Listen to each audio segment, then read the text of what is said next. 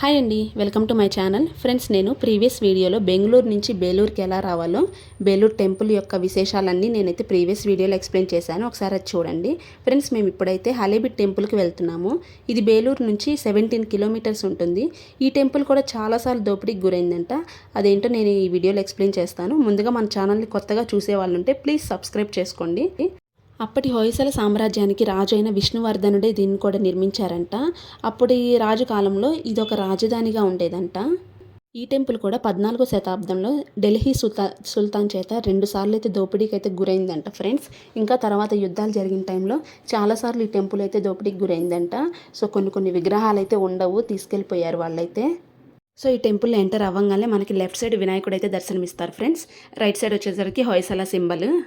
మేమైతే లోపలికి వెళ్తున్నాము. బయట అయితే టెంపుల్ వ్యూ చాలా బాగుంటుంది. సో టెంపుల్ లోపల వచ్చేసరికి మనకి 2 శివలింగాలు ఉంటాయి ఫ్రెండ్స్. ఒకటేమో అప్పటి రాజు హొయసలేశ్వరుని రాజు పేరు మీద ఒక గర్భగుడి, శాంతలేశ్వరి రాణి పేరు మీదగా అయితే ఒక గర్భగుడి, అట్లా 2 శివలింగాలు అయితే ఉన్నాయి ఫ్రెండ్స్.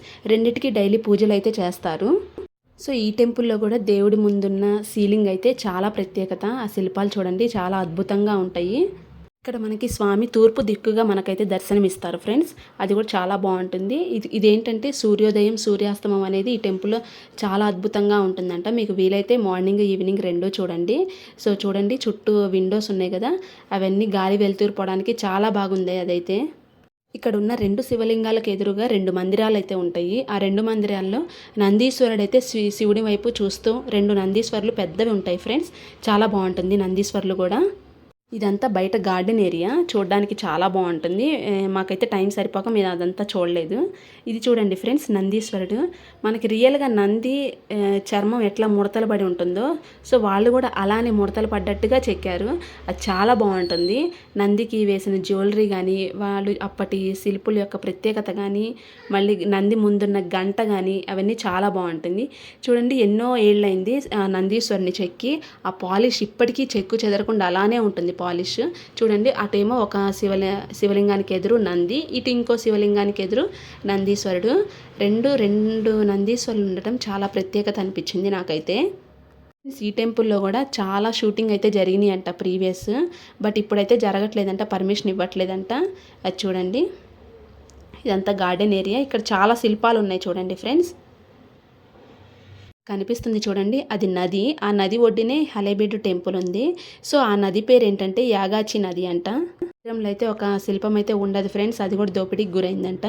సో చూడండి, ఎక్కడ అభిషేకం నీళ్ళు వేస్ట్ అవ్వకుండా ఈ టెంపుల్లోనే అలానే కన్స్ట్రక్ట్ చేశారు. ఎలా మీకు ప్రీవియస్ వీడియోలో బేలూరులో ఎలా చూపించాను, సో ఇక్కడ కూడా అలానే ఉంది. ఇక్కడ కూడా శిల్పాలన్నీ చాలా అద్భుతంగా ఉన్నాయి ఫ్రెండ్స్. ఇక్కడ శిల్పాలు కూడా ఒక దానిని మించి మరొకటి ఉంటాయి. మీరు చూస్తున్నారు కదా, అది శిల్పం. అదైతే మనకి వామనుడి అవతారం ఉంది కదా, ఆ అవతారం అక్కడ చెక్కారు చూడండి. అది చాలా అద్భుతంగా ఉంది. ఇది శివ పార్వతుల విగ్రహాలు. అది ఎంత బాగా న్యాచురల్గా ఉందంటే చూస్తే చాలా బాగుంటుంది దగ్గరికి వెళ్ళి చూస్తే. ఫ్రెండ్స్, మీకు గనక ఎవరికైనా వీలైతే ఎప్పుడైనా హలేబీడు బేలూరు టెంపుల్ ట్రిప్ వేయండి, చాలా అద్భుతంగా ఉంటుంది ఆ శిల్పాలన్నీ.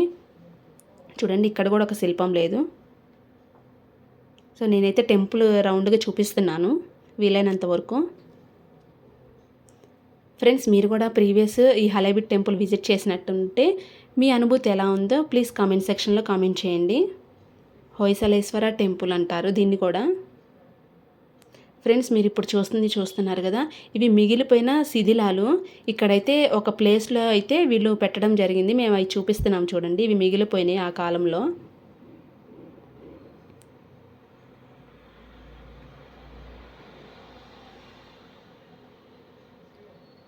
సో చాలా అయితే మిగిలిపోయినాయి. కొన్ని అయితే వాళ్ళు పాడు చేసినవి అన్నీ ఇక్కడ ఉన్నాయి ఫ్రెండ్స్.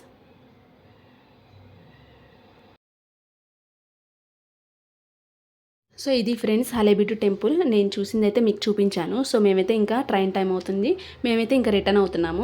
ఫ్రెండ్స్, టెంపుల్ బయటే మనకి చాలా రోళ్ళు అమ్ముతారు, చిన్నవి బుజ్జివి అన్నీ రాతివి, చాలా బాగుంటాయి. వీలైతే కనుక మీరు ఆగి వాటిని నచ్చితే కనుక తీసుకోండి. సో ఫ్రెండ్స్, ఇది హలేబీడు టెంపుల్. ఇక్కడ మీకు ప్రీవియస్ చెప్పా కదా, నది యాగాచి నది. ఇక్కడైతే బోట్ రైడింగ్ కూడా జరుగుతుంది. మీరైతే వీలైతే రైడింగ్ చేయొచ్చు. మేమైతే యశ్వంతపూర్ ఎక్స్ప్రెస్ ఉంది ఫ్రెండ్స్, ఈవినింగ్ 5 ఉంది. సో మేమైతే ఆ ట్రైన్ని క్యాచ్ చేసాము. మాకైతే 1 మినిట్ లేట్ అయినా ట్రైన్ అయితే వెళ్ళిపోయేది. బట్ మీరైతే టైం మేనేజ్మెంట్ చేసుకొని కొంచెం నిదానంగానే రండి. ఇప్పుడు ఇదంతా మనకి జనరల్ బోగి. సో టికెట్ వచ్చేసరికి 90 రూపీస్ తీసుకున్నారు ఫ్రెండ్స్ మనకి హాసన్ నుంచి యశ్వంత్పూర్కి. సో మేమైతే ఇంకా ఫైనల్గా యశ్వంత్పూర్ స్టేషన్కి అయితే వచ్చేసాం. ఫ్రెండ్స్ ఈ వీడియో నచ్చినట్లయితే లైక్ చేయండి, సబ్స్క్రైబ్ చేసుకోండి. Thank you.